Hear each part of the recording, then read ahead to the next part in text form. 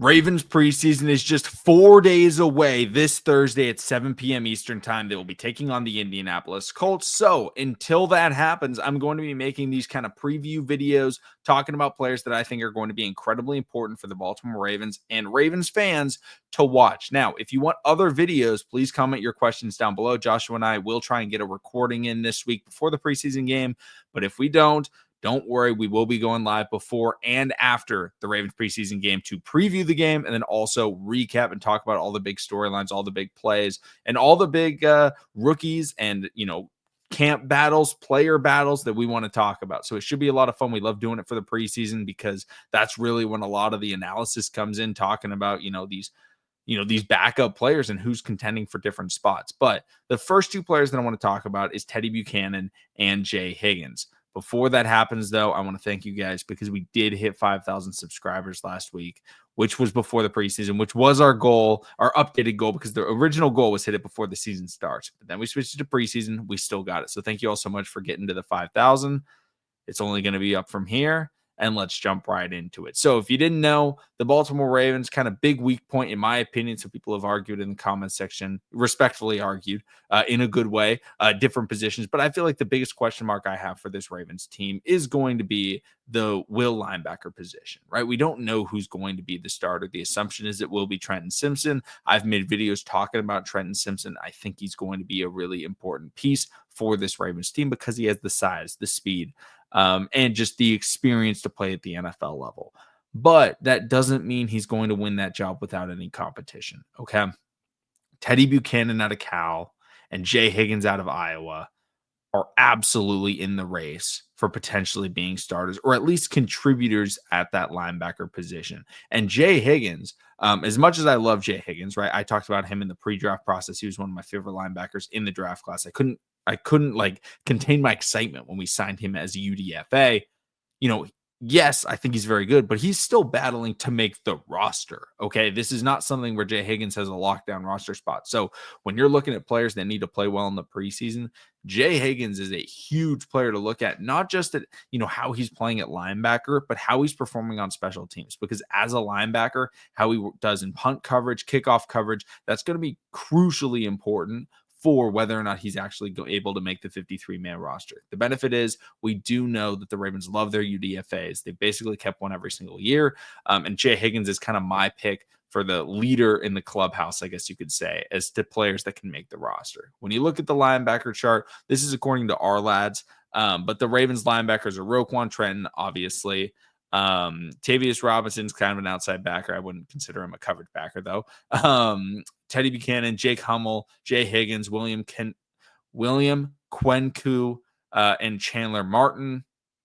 And then obviously we have Malik Ham as well, who, again, kind of a pass rush mold, but I know people have talked about him as maybe being a potential Sam Will spot, but that's a lot of competition right there. So we definitely have to see them play well. And this, kind of series that I'm doing over the next couple of days and just throughout the preseason, there has to be caveats in every video because we don't know exactly how many snaps these players are going to get, which is like why I like to make multiple videos of players to watch, because sometimes the Ravens just don't play their guys, right? Sometimes, an injury happens, we don't get a lot of updates on, kind of the UDFAs as much. So like, someone could be dealing with something and we talk about him in a video saying, oh, watch out for this guy. And then all of a sudden he doesn't play.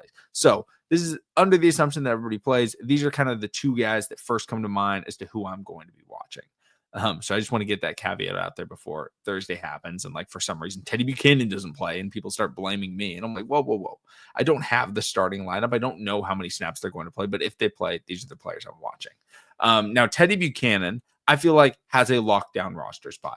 Yes, he was a day 3 pick for the Baltimore Ravens, but he was an early day 3 pick. And it's at a position that they really do need. And he has been pretty solid so far from the reports I've read of Ravens training camp. The question mark is, though, is he ready for the NFL speed? He was a dominant player at Cal, good tackler, good in pass coverage, physical, smart football player. However, when you have the lacking athleticism, not saying he's the slowest guy on the planet, but he's not the fastest of players, okay? Kind of an average speed linebacker.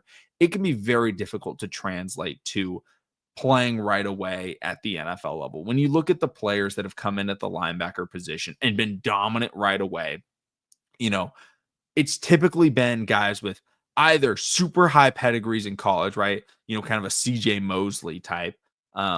Or it's going to be guys that are crazy good athletes that are also pretty smart. So, like a guy like Fred Warner, who wasn't a first round pick and wasn't necessarily seen as, oh, this is one of the best linebacker prospects we've seen. He came in because he was a really smart leader, but he had the speed. He had the ability to keep up with the NFL game. And it wasn't a hindrance to him to start his career. Now, Fred Warner has lost a little bit of that speed. He's still the best linebacker in the NFL, though. Another player is now Shaq Leonard. He used to go by Darius Leonard for the Colts, but another just really athletic linebacker that was able to come in, not as a first round pick, but contribute right away because the speed isn't a hindrance. Again, not saying slow linebackers can't work. They absolutely can, but something that takes them a little bit more time to adjust because they typically have to wait a little bit more for the game to come to them rather than them playing just 1,000 miles an hour. Because sometimes when you have a first round pick at linebacker that plays 1,000 miles an hour, it is a hindrance to your defense. Look at the Ravens. They drafted Patrick Queen, who was an underdeveloped linebacker that, really needed to develop the mental aspect of the game. And he has done that. He is a good linebacker in the NFL now. But when he first came in and was starting for the Ravens with no Roquan Smith, it was like, yo, can this guy even play? Like, that's how unfortunate it was for this defense because we just didn't have anybody that could help him and guide him in the right direction. Luckily, we do have Roquan. He's been helping Trenton Simpson. He's helping Teddye Buchanan. He's helping Jay Higgins. And they're going to be better because of it. But this is the first test that we're going to see from these guys. Can they go out there and play? And I think especially when you look at the Colts and potentially the quarterback battle that will be going on week one. Again, we don't know exactly who's going to be starting for them, but I would assume we do see Anthony Richardson, not because, oh, they want to get a couple of reps in, but because the way the Colts have been talking about it is this is a quarterback battle. Daniel Jones, Anthony Richardson, they want to see what they have. So if you're playing against an NFL quarterback battle, and even though Anthony Richardson is not the best starting quarterback in the NFL, he's arguably the worst starting quarterback in the NFL. And Daniel Jones has been, pretty rough for a lot of his career. He's had some good years in New York, but has overall not been seen as like an elite quarterback or good quarterback by any means. But they're starting quarterbacks. They've played games in the NFL and going against that speed, both of them faster quarterbacks. Obviously, Daniel Jones slower than Anthony Richardson, but going against that type of talent, those types of players will absolutely help them. And there's also just some good talent on the offensive side of the ball. You get to see them against one of the first tight ends drafted, right? The tight end out of Penn State, Tyler Warren, was drafted to the Colts. So how do the linebackers match up against him? Because he is a fast tight end that has route running ability. So seeing how Teddye and Jay Higgins doing coverage against who was the best tight end in college football last year, I believe he won the John Mackey Award.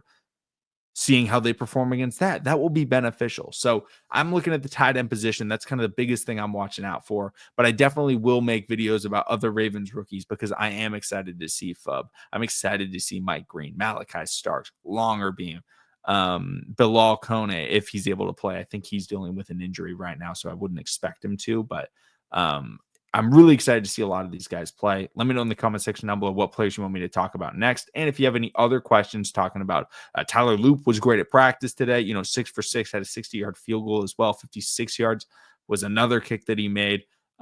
He had a good camp. DeAndre Hopkins has been looking good. Jair, obviously 2 picks yesterday. But thank you so much for watching. Subscribe for more, and maybe we'll hit 6,000 eventually. But I'll see all of you again tomorrow.